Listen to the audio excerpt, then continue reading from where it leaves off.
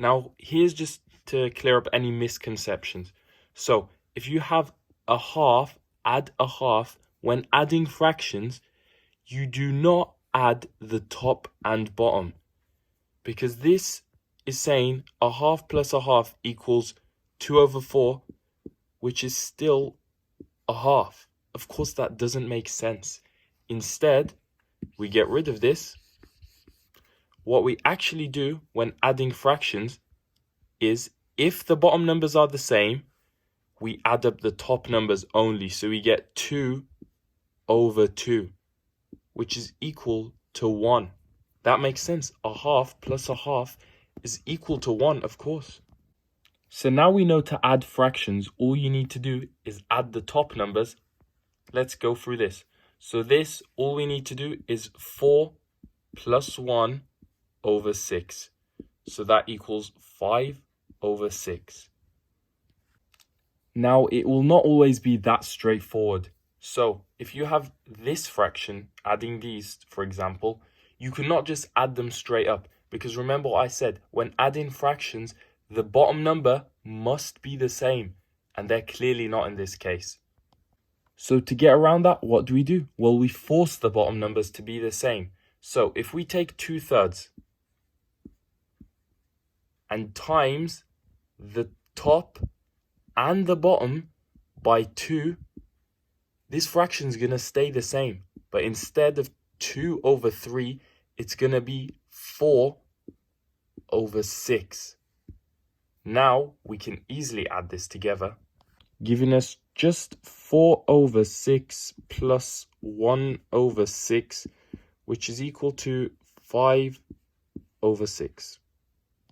So let's go for a more tricky example. So if we have 5/8, add 2/3. Now, there's no number that you can times for one of the fractions to make the bottom the same.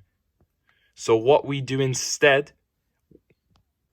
we times this fraction by the bottom number of this. So we times the top by 8 and the bottom by 8. And we times this fraction by 3, the top and bottom, remember. So if we just do this, we are going to get 15/24, add 2 times 8, 16/24. And we can add this together. So this will be 31/24. And that's our final answer. So here's an example for you to try, and I'll go through that answer in a second. And while you're watching, if this helped you, please like and subscribe. So now I'll go through this. Now again, you need to remember that the bottom number must be the same to add fractions. So what we can do is times the top and bottom by 3 for this fraction, the top and bottom by 4 of this fraction. So therefore, we get 3/12, add 2 times 4, 8/12. If you add this together, you'll get 11/12. And that's your final answer. Okay, so this is the last example that we'll go through today. Now, this looks much more difficult when you first see it. However, the process is exactly the same. What we do is look, how can we make all the fractions have the same bottom number? Now, we can notice that if you do 2 times 4, you're going to get 8. If you do 4 times 2, you're also going to get 8. So times the first fraction by 4 and the second fraction by 2.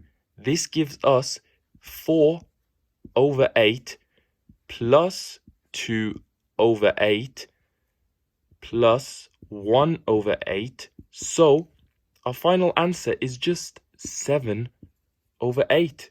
That wasn't too bad, was it now? Anyway, now I'm going to leave you with 3 more questions to try yourself. If you get an answer, let me know in the comments down below. I'll tell you if you're right or wrong.